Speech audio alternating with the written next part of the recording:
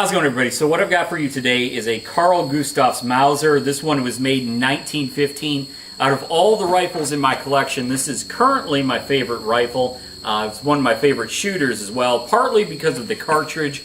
I absolutely love the 6.5 by 55 Swedish cartridge. Extremely good cartridge, extremely accurate. It's actually still very popular in Europe and even in the United States. It kind of has a cult following behind it, and I completely understand that. It's a great cartridge. This particular rifle is an M1896 long rifle. These rifles were actually made for a very long period of time. Let me get the numbers right. They were made from 1895 to 1944. Now, the later rifles were in a sniper rifle configuration. Marksman's rifle would probably be more accurate configuration. Because what they found was this caliber tended to shoot straight through people, and it's easy to understand why. It's a very small diameter caliber with a lot of velocity, so they went on to larger calibers. However, this was still used by snipers later on in World War II because it's such a flat shooting round. It's a really, really good cartridge for that. It's not so much for delivering let's call it knockdown power. I hate using that because knockdown power just really doesn't mean anything. It doesn't create the wounds you want. It tends to pass straight through people. It's kind of the argument between 5.56 and 7.62 by 3.9. One has knockdown power, the other has a very flat shooting cartridge. But overall, this is an excellent rifle. Now, like I said, they were made for an extremely long period of time. Mauser initially made them up till the 1900s, and then Carl Gustaf, which is where this rifle took over, they produced them from 1896 to 1932. The majority of them were made from 1900s to 1932. Then Husqvarna took over from 1942 until the end of production. But this rifle is extremely fun to shoot, and we're going to get to some shooting in a minute here. In fact, let's go ahead and put some rounds down range. I don't have strippers that actually work on this rifle. These are actually Mauser, 8mm Mauser strippers, but they work. Unfortunately, they don't really work with this rifle, but they are convenient for holding it. So let's get to some shooting here. Now, the original rounds for this were 156 grain, going about 2,370 feet per second. The rounds I'm using are actually loaded to the World War II standard, which are 140 grain, going 2,600 feet per second, using H4831 powder. The only reason I'm not using the original cartridge on this rifle, since that's made for it, is because finding the heavier bullets is actually kind of challenging. They used a very long, rounded type that was popular at that time, but it fell out of favor fairly quickly, and it is difficult to get a hold of right now. So when I find some of those, I may do an accuracy testing video on those, but for right now, I'm using the World War II standard instead of the original. So let's get to some shooting. But the 6.5 cartridge is just amazing. I absolutely love 6.5 by 55. It's definitely one of my favorite cartridges to shoot.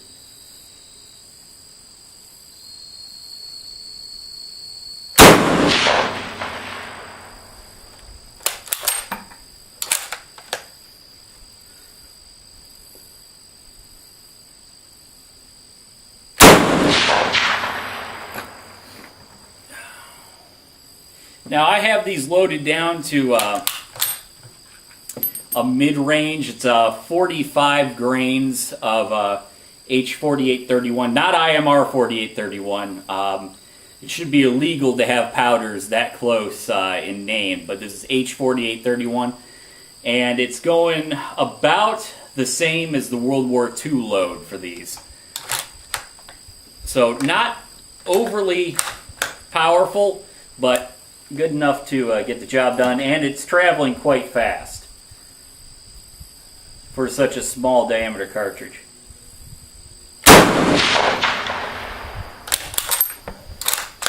And light recoil, there's not a lot of recoil on this. It's actually very pleasant to shoot because of how heavy the gun is.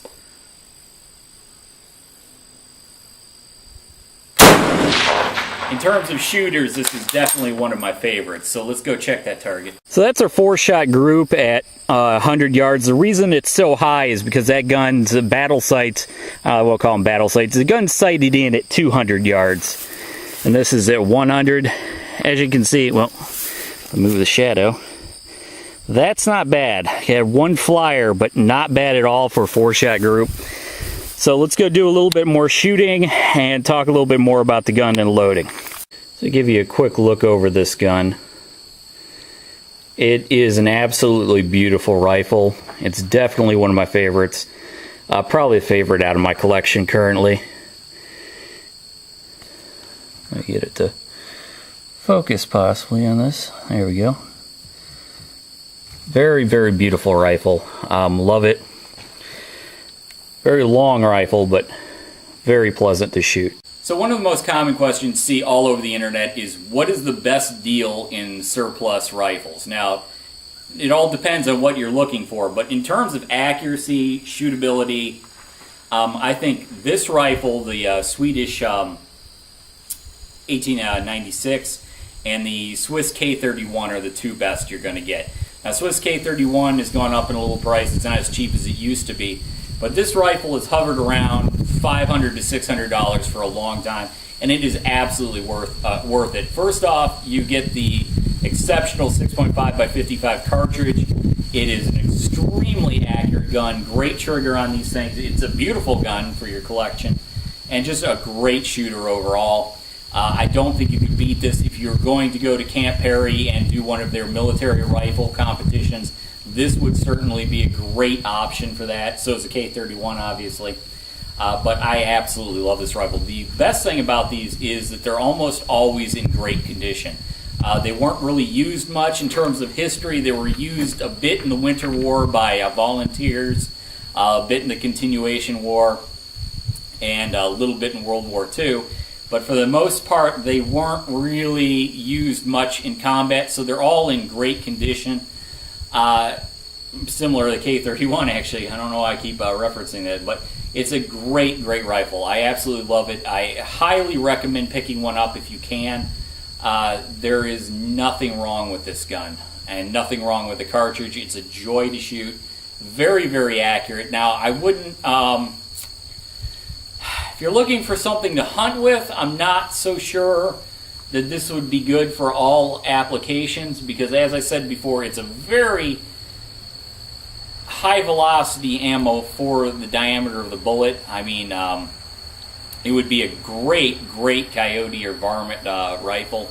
I'm not so sure that I would use this for deer. Maybe whitetail would be all right, but I'm just not sure that I would be comfortable using that with such a high velocity cartridge, and generally it's not going to spread a lot. It's not going to open up any cartridge, any bullet you put in this, just because of how high velocity it is and how small a diameter it is. It would be much better to use something like a 30-06 or an 8mm Mauser for deer hunting. However, for target shooting, varmint hunting, or anything like that, it'd certainly be a good rifle for that. It's an antique rifle, so I prefer just to take it to the range myself. I do plan on buying a more modern 6.5 by 55, hopefully a CZ here shortly, and doing some more testing on that. I've been very interested in playing around with this cartridge. I found that the 140 grain seems to be the most accurate. I'm using some rather expensive match grade bullets for this, but I found that the 140 grain really seems to be the best, and that's what they decided on in World War II. That's the D cartridge. The original 152 grain or 156 grain was the B model cartridge, and that was replaced by this, basically, the D cartridge, which was the World War II sniper bullet, basically. And you can absolutely see why. This is a very, very accurate bullet. But I've wanted to play around with them, and I was hoping to find some heavier 156 grain to match the original military cartridge, but that just hasn't happened yet. If it does, I will do some testing with those. But overall, as I've said, awesome rifle. Not a whole lot of history behind these. As I said, they were only really used for volunteers in Finland in the Winter War and Continuation War, but still very, very neat rifle, very, very interesting rifle in the Mauser series. Interesting quirks with it, like I said, it's cock on closing, which I prefer just because it makes extraction easier. But very beautiful gun, very good shooter. Definitely check them out if you can. They're available pretty widely. They're not that hard to find, but if you find one in good condition, definitely pick it up or tell me about it. Alright, see you later.